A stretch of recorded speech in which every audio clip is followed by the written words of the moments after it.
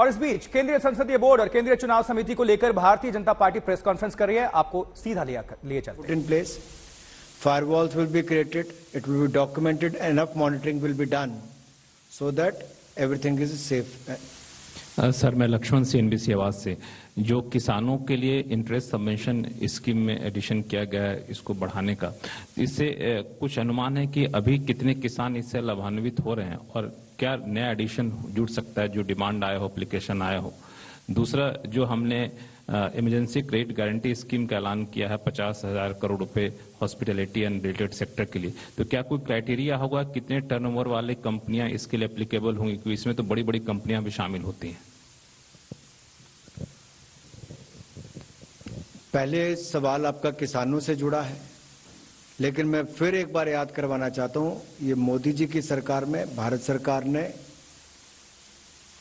किसानों के साथ साथ मछुआरों और पशुपालकों को भी किसान क्रेडिट कार्ड पर 3 लाख रुपए की ऋण की सुविधा उपलब्ध करवाई। ये भारत सरकार में मोदी जी के नेतृत्व में किया है और 7% पर मिलता है, लेकिन समय पर देकर 3% इंटरेस्ट सबवेंशन मिलती है और 4% ही रह जाता है। अब आपने इसमें आगे पूछा कि कितने लोगों ने इसका लाभ लिया। ये हर किसान के लिए उपलब्ध है जो जिसके पास किसान क्रेडिट कार्ड है और पीएम किसान से जुड़ा हुआ है, इसको उसका लाभ मिलता है। इसका पूरा आंकड़ा भी आपको दे देंगे कितने करोड़ किसानों ने इसका लाभ उठाया है। आज इसकी जरूरत इसलिए पड़ी क्योंकि मई 2020 में जो बैंकों को 2% इंटरेस्ट की सहायता भारत सरकार करती थी, वो उस समय बंद कर दी थी क्योंकि ब्याज दरें कम आ गई थी। तो बैंक अपने बलबूते पर भी 7% इंटरेस्ट रेट पर किसानों को कर्जा दे सकता था। क्योंकि हाल ही के पिछले 2 महीनों में आरबीआई ने रेपो रेट बढ़ाया 3 बार, 40 पॉइंट, 50 पॉइंट, 50 पॉइंट, उसके कारण ये जरूरत महसूस हुई कि बैंकों को इसका नुकसान ना हो, तो भारत सरकार 34,856 करोड़ रुपए की मदद अपनी ओर से करेगी ताकि किसानों को ज्यादा ब्याज ना देना पड़े और किसानों को लोन देने वाले बैंक उनको भी कोई नुकसान ना हो। इसके लिए 34,856 करोड़ रुपए का हम लाभ दे रहे हैं।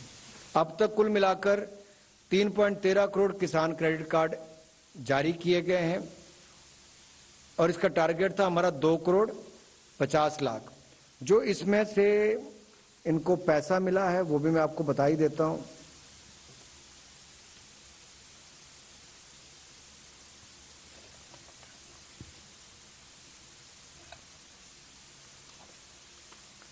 ये 2013-14 में 7,30,000 करोड़ था, जो बढ़कर 16 लाख करोड़ रुपया हुआ है। तो आप कल्पना कीजिए, जहां मछुआरे और पशुपालक जोड़े उसका लाभ भी मिला और किसानों को बाकी लाभ भी मिला है। और 2.5 करोड़ किसानों का हमने टारगेट रखा था, 3 करोड़ 36 लाख किसानों को इसका लाभ मिला। और यही नहीं, जैसे मैंने पहले कहा, किसानों के लिए तो हमने जो दुनिया भर में खाद के दाम बढ़ गए, लेकिन भारत सरकार ने यहां पर पिछले साल, अगर ये वित्तीय वर्ष अगर आप देखेंगे तो पिछले साल अगर 1.5 लाख करोड़ रुपया खाद की सब्सिडी थी, तो हमने इस साल बढ़ाकर लगभग 2 लाख करोड़ से ऊपर चली जाएगी। लेकिन किसान के ऊपर हमने बढ़ते हुए खाद के दामों का बोझ नहीं पड़ने दिया, भारत सरकार ने ही वहन किया है। इसी तरह से ही इंटरेस्ट सबवेंशन भी जारी रहेगी और लोन भी जारी रहेंगे। दूसरा सवाल जो पूछा था 50,000 करोड़ रुपया वो ट्रेवल, टूरिज्म, हॉस्पिटैलिटी सेक्टर के लिए है। और पहले भी आपको याद होगा हमने सबके लिए वो किया था, लेकिन उसमें आपने देखा था कि 95% जो है वो एमएसएमई ही है। 95% जो लोग हैं एमएसएमई हैं। तो इसमें भी ज्यादातर लाभ छोटे ट्रेवल, टूरिज्म और हॉस्पिटैलिटी को, और बहुत बड़ा वर्ग है जिनको एक्चुअली वर्किंग कैपिटल की आवश्यकता है। उस समय भी 20% additional working capital emergency credit line guarantee schemes के माध्यम से भारत सरकार ने की थी। अब भी इसमें 50,000 करोड़ रुपया केवल और केवल ट्रेवल,